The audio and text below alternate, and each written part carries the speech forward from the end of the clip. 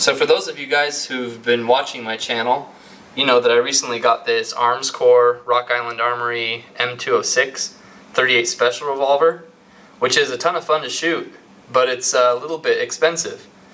I realized very early on that these .38 Special rounds, whether it be these lead rounds that were from Freedom Munitions or these regular FMJ rounds from Winchester, are not exactly the most economical options. These Freedom Munitions came in at about 38 cents a round, and these Winchester white box were around 40 cents a round from Walmart.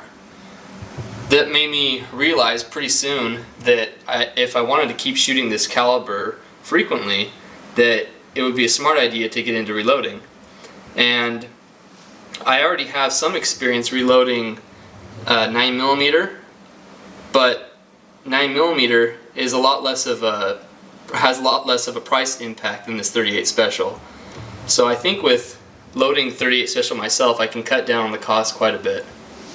If you can't already tell, I do live in an apartment, which means I'm a little bit spatially challenged.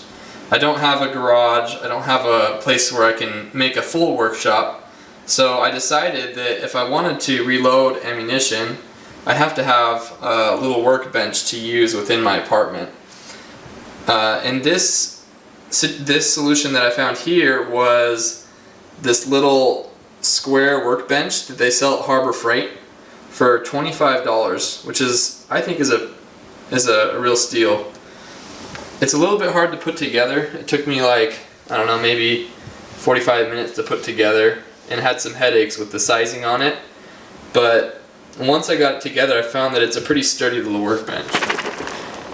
So the bench here cost me about $25, and what I set up on it is this Lee Classic single stage press, and I just use Lee dies, the four-piece carbide dies, and this Lee reloading press cost me about $115 if I remember correctly, and the .38 Special 4-piece die kit was about $40, to give you an idea of the price to get into it here.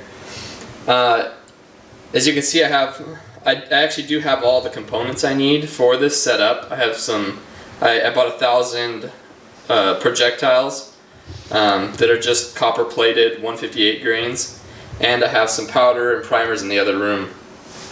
As for the cases themselves, I already started work on preparing these cases. I did the depriming and initial resizing, and the next step would be to tumble them so that I can get them cleaned up.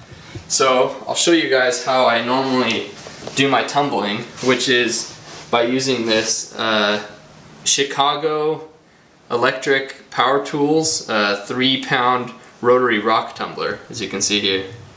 These come from Harbor Freight, but you could easily use some other sealed rock tumbling solution to do the same way. And the method I use is the same as what you may have seen on other channels, which is just using these stainless steel pins with some dish soap and some of this Lemmy Shine, which is basically just like a citric acid. And these three together make your brass casings come out really clean. Okay, so we're over here at the sink. We have the casings that we're ready to wash and tumble. And I'm going to show you guys how I load them into the rock tumbler. So the rock tumbler, you just open it up. It's a little bit tight sometimes, especially after you've been tumbling, and so you can kind of use that to get the top off. And then inside, you see that there's a little bit of steel pins that are from the last time I tumbled. But you basically just want to take all of your rounds, all of your casings, and dump them in there. And I think this should be able to tumble all of these that I have. I think we've got about 140, maybe 130 pieces of brass, which, as you can see, fills it up pretty full. So with this little amount of space left in here, I'm probably going to have to tumble it for a pretty long time to make sure it gets all clean, just because there's less space for stuff to move around. But I'm going to add in these steel pins And I just kind of usually estimate it. As you can see, I just kind of try and get enough in there that I think it will tumble them and get in all those nooks and crannies, but I don't necessarily like fill it all the way to the brim. So I think that's probably enough. But now what we want to do is fill it up with some water. Usually I use a little bit warm water and just get enough in there that it comes up to the line of the top of the brass or so. So can't really see it, but I think that's about where I want it. Because once you start tumbling, it really brings out a lot of bubbles, and the bubbles fill up the extra volume in the tumbler.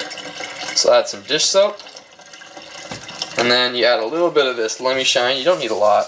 Most people just add like a cap full, but that's probably about enough. And now we're going to seal it back up. You want to make sure you get a good seal before you put it down. This on the lid, put on this washer, and when you cinch this down, you'll feel that it gets tight as you pull the gasket tight, and that's ready to tumble. The one thing about this tumbler is that it does make a fair amount of noise, and it does rattle quite a bit. And I do have downstairs neighbors, so I like to try and separate it from the floor as much as I can.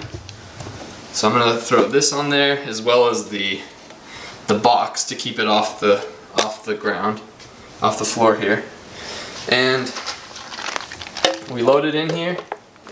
And as soon as you get it to somewhere that will stay balanced, you just hit the switch on the back here and let it go. Alright, so it's been 2 or 3 hours and the rock tumbler is here going, and I think it's time that we can take it out and give it a look over. I think it should be pretty clean by now. So here we are at the sink. This is the way I do my brass separation because I don't have a brass separator yet. I actually have to go ahead and just pour it into a cloth and strain it out and separate out the brass by hand. Show you guys.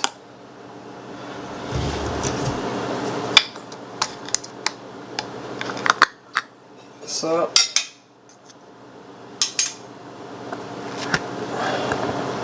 So you can see this thing is full of foam. But this is the real magic of the stainless steel media. Take a look at this.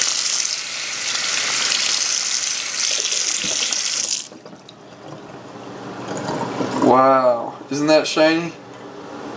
That is why this stuff is good. So what I do is I just dump it all in here.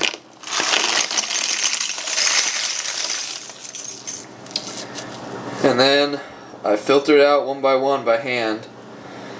Someday I'll probably get some sort of strainer that will let the pins fall through and keep the brass, but for now I usually just do it this way. The way that I found to dry these off is I have this little contraption that we made that'll just keep the brass from containing water in it by flipping it upside down and letting it air dry. But basically I just take these one by one, shake them off, and then put them on these toothpicks to dry. So here we have it.